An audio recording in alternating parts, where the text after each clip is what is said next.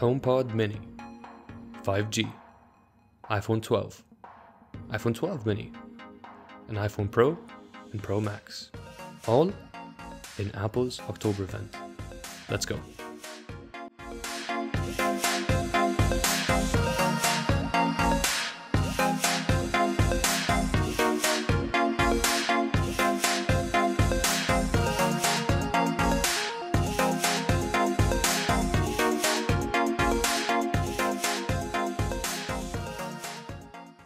The event started by introducing the HomePod Mini.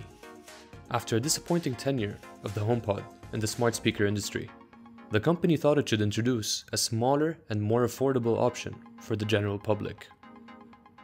With an illuminating top, the speaker design is quite attractive compared to other speakers in that price point.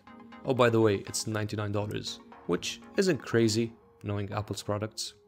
The HomePod Mini is packing a strong S5 chip. I don't know if you've noticed, but most Apple products nowadays are coming with chips built... Oh, wait, not these chips. Wait, okay, let me fix that. Okay, these chips. Now essentially, they are important because they help surrounding devices communicate with each other and allows for some custom features. Basically, what you should know is that the HomePod Mini can produce some decent audio with spatial awareness, meaning it senses where it is and tries to produce a better sound. It also senses when another Mini is in the area and produces surround sound. Or, if your iPhone is nearby, it helps you control settings right away, seamlessly. It has voice recognition now, but every other speaker had it before. The most interesting part though is intercom, which is a feature that will be available for almost all Apple products. You can send a message through your device and then it would send it to your home devices for others to listen. Kind of like sending a voice message? I don't know. And that was HomePod Mini. Pretty interesting addition to the ecosystem. With the smart speakers industry growing year on year, no wonder they released this product with actual support for other platforms, which usually never happens. The original HomePod only let us use Apple Music, so I guess there is room for improvement. With many expectations set on this year's iPhones, many might say the lineups announced gave us mixed feelings. Let's take a closer look. 5G was probably the main selling point for the event. To be clear, it is important to have that feature in your smartphone, but honestly, the coverage for such a network is still underdeveloped in the world. And keep in mind, when you do use your 5G capability, the speed of the internet you're getting is probably as fast as your battery draining. It will definitely push carriers to start upping their game in the space, so we'll see what the future holds for that. iPhone 12 was the first one to be revealed. My prediction in the previous video on the Apple Watch regarding new colors was right, which kinda made my day. You can check that video when it pops up. The new colors are black, white, red, green, and blue. But that's not the major change. Look at it. It's boxy now. I like it. It's a flashback to the iPhone 4 and 5 days. The iPhone 5 was probably my favorite design to this day. With this new design, the team was able to reduce the size and weight of the phone, whilst managing to increase the screen real estate, which honestly is insane. That's pretty good. The displays that will be on the iPhones announced will be the Super Retina XDR, which in English means OLED, which means best screen you could probably get. Unlike last year's iPhone 11, coming with an LCD display, Apple decided to put on the best screen on the whole lineup this year. See? Room for improvement. It apparently comes with a ceramic shield layer on top of the screen, which increases durability by 4 folds. I'm not sure how they measure that, but let's hope it's true. The highlight of the day probably is the A14 Bionic chip. The new iPhones will be the first ones to pack a 5nm chip inside.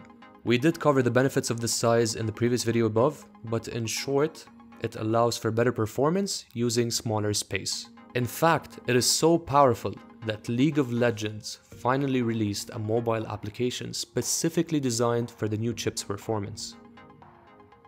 Of course, an iPhone event wouldn't be complete without an improvement in the camera department. And there are actual improvements, but not that important to cover. Not for me. Now here comes the mixed feelings part. They're bringing MagSafe to iPhones. Now if you don't remember, before USB-C, Macs generally had a MagSafe charging technique. They're bringing this feature in order to make charging more convenient, so it can stick automatically when wireless charging. But that's just it. Wireless charging. Are you following? I'm sure you've heard the memes and jokes about the iPhones not coming with a power brick and earphones. They did mention this was helping save the environment, but that's not really what they're going for. 1 year from now, and maybe I'm wrong, iPhones won't come with a power charging port. Yeah, they might actually make the phone completely wireless. Now I should probably discuss this in one of my podcast episodes, but to think this is where the industry is headed, it's mind-boggling. Also, removing the earphones from the box just shows the transition of people around the world to wireless options. The wire that does come in the box is the USB-C to Lightning cord with no power brick. So if you don't have a USB-C power brick laying around, or your laptop doesn't have a USB-C port, and then you buy the new iPhone, you can't charge it. I don't know, I'm just surprised they did this move this way. I mean, I know they're trying to save costs, but really? Now that the box is smaller, they can fit 70% more iPhones in their inventory. Which, true, it might save us some bucks here and there due to supply chain cost cutting, but is our experience jeopardized? I'll let you answer that question in the comment section below. Oh, and subscribe to the channel if you haven't. It'll help the channel grow, really, just do it.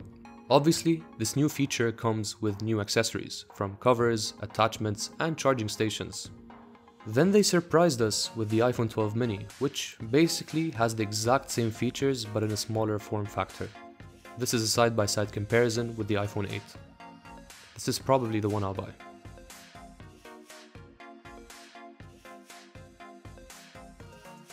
The final product announcement was the iPhone 12 Pro and 12 Pro Max. It comes with different exterior material, as you can see, pretty premium, not sure anyone will notice. They come in silver, graphite, gold, and blue. This is a side-by-side comparison to the older Pro models.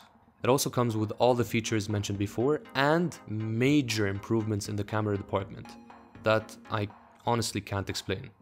You'll have to check that out in a more depth photography video. But it does come with a new LiDAR sensor. Now you've probably heard of LiDAR at some point. It's used by autonomous vehicles to navigate the streets and check their surrounding, by measuring the depth of objects with respect to the sensor and drawing a map around it. Now this is probably the most important part of the video. Stay with me, we're almost done.